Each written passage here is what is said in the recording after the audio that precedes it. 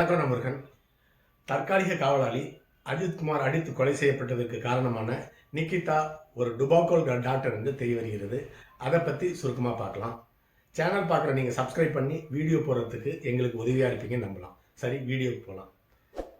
அஜித்குமார் என்ற தற்காலிக செக்யூரிட்டி அடித்து கொலை செய்யப்பட்டதற்கு காரணமான நிக்கிதா ஒரு டுபாக்கோல் டாக்டர். முதல்ல அவர் டாக்டரே கிடையாது, PhD முடித்த ஒரு பட்டதாரி பெண், அவ்வளோதான். இது எப்படி தெரிய வருதுன்னு கேட்டிங்கன்னா, 20 வருடத்திற்கு முன்பாக அவரை முதல் திருமணம் செய்து கொண்ட அந்த நபருக்கு முதல் திருமணம் நடந்தது.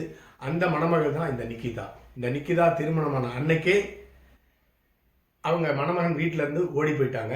அதற்கு காரணம் அடுத்த நாள் போய் கேட்டதற்கு, பூனைக்கு பால் கொடுக்க மறந்துட்டோம், அதனால் வந்துட்டோன்னு சொல்லிட்டு பொய்யான கதையை கட்டியிருக்காங்க. அது மட்டும் இல்லாமல் மணமகன் வீட்டில் போட்ட நகையெல்லாம் எடுத்துகிட்டு ஓடி போயிட்டு மணமகன் வீட்டு மேலேயே டவுரி புகார், அதாவது வரதட்சணை புகார் கொடுத்துருக்காங்க.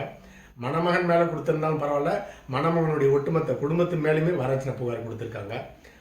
அது போதாதுன்னு சொல்லிட்டு 1 வருஷத்துக்கு மேலே இந்த வழக்கு நடந்திருக்கு. அதனால் எங்களுடைய ஒட்டுமொத்த குடும்பமே மிகப்பெரிய மன உளைச்சல் இருந்தோம்.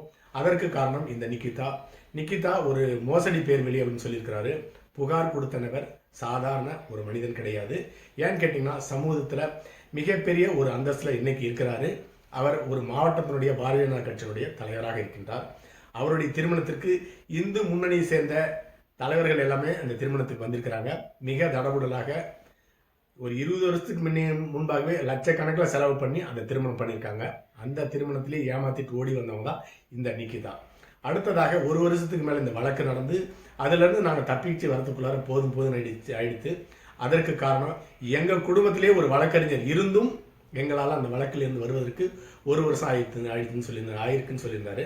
அப்படி என்றால் சாதாரணமான ஒரு நபராக 20 வருஷத்துக்கு முன்னால் அந்த மணமகன் இருந்திருந்தா என்ன நடந்திருக்குன்னு கேட்டிங்கன்னா, 20 வருஷத்துக்கு முன்னாலேயே ஒரு லாக்அப் டெத் நடந்திருக்கும். அதற்கு காரணம், இந்த நிக்கிதா அந்த காலகட்டத்திலேயே காவல்துறை உயர் அதிகாரியுடன் தொடர்பில் இருந்திருக்கின்றார். அந்த தொடர்பை பயன்படுத்தி பொய்யான புகாரெல்லாம் கொடுத்து அவர்களை மிரட்டி பணம் படிப்பதே இவருடைய முக்கியமான தொழிலாக இருந்திருக்கிறது. இவருடைய தொழில் மட்டுமல்ல, இவங்களுடைய ஒட்டுமொத்த குடும்பத்தினுடைய தொழில் தங்களுடைய மிகப்பெரிய வசதி வாய்ந்த ஒரு குடும்பமாக காட்டிக்கொண்டு சமூகத்தில் பணத்தை பறிக்கிறது தான் இவங்களுடைய முக்கியமான தொழிலாக இருந்திருக்கிறது. இந்த பாரதிய ஜனதா கட்சியினுடைய தலைவர் வெளிப்படையாக தைரியமாக வந்து இந்த பேட்டி கொடுத்ததுக்கு பின்னால் தான் இந்த சம்பவம் வெளியே தெரிஞ்சிருக்கு. சரி, இந்த விஷயத்தில் நகையை காணும்னு சொல்லிட்டு செக்யூரிட்டி மேலே புகார் கொடுத்துருக்குறாங்க. அந்த கொடுத்த புகார் உண்மையா பொய்யான்னு சொல்லிட்டு காவல்துறை அதிகாரிகள் விசாரிக்கவே இல்லை. அந்த பகுதியை ஸ்டேஷனில் தான் புகார் கொடுத்துருக்காங்க. ஸ்டேஷனில் விசாரிச்சிருந்தா கண்டிப்பாக ஞானமான முறையில் விசாரிச்சிருப்பாங்க.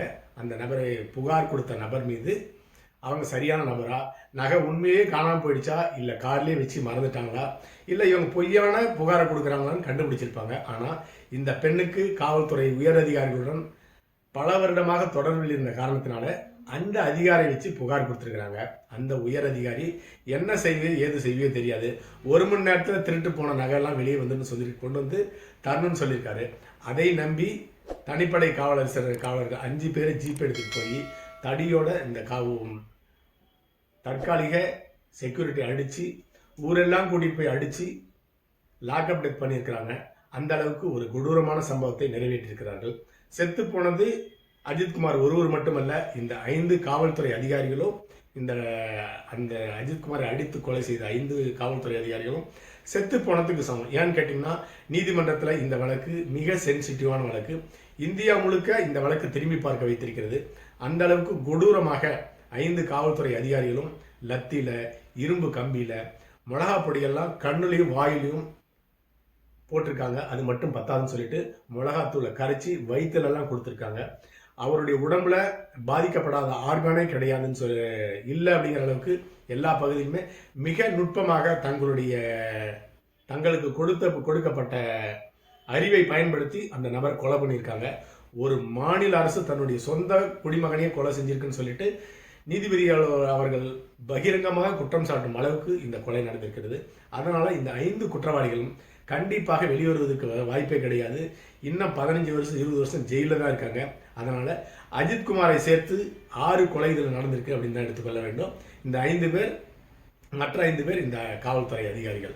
சரி, இந்த உயர் அதிகாரி மீது தண்டனை கிடைக்குமான்னு கேட்டிங்கன்னா, அவர் ஆர்டரை போட்டுட்டு ஓடி போயிருப்பார்.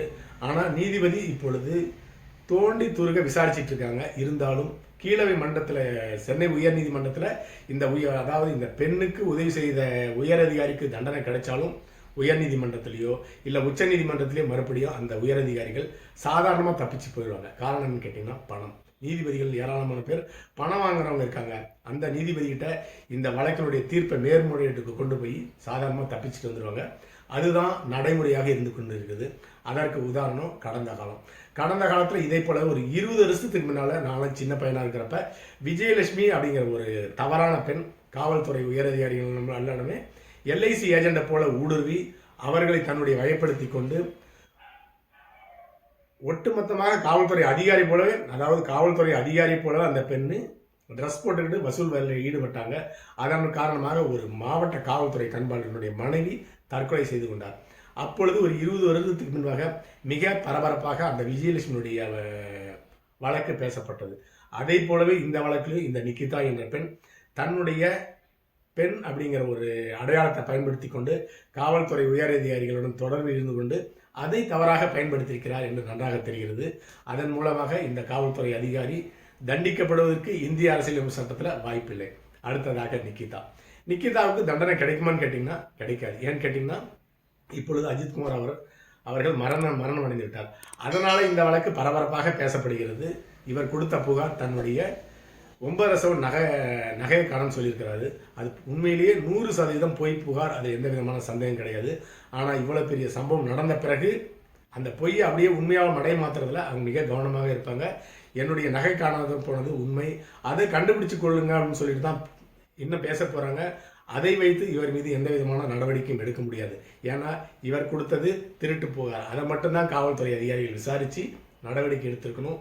குற்றம் செய்திருந்தால் குற்றவாளிகளை அரெஸ்ட் பண்ணி நிரூபித்து நீதிமன்றத்தில் தண்டனை வாங்கி கொடுத்துருக்கணும்.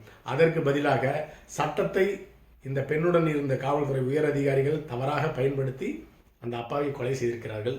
ஒட்டுமொத்தத்தில் இந்த நிகிதா அவர்கள் ஒரு டுபாக்கோல் டாக்டர். இவர் டாக்டரே கிடையாது, ஒரு PhD படித்த ஒரு பட்டதாரி பெண். அடுத்த பதிவில் சந்திக்கலாம். நன்றி.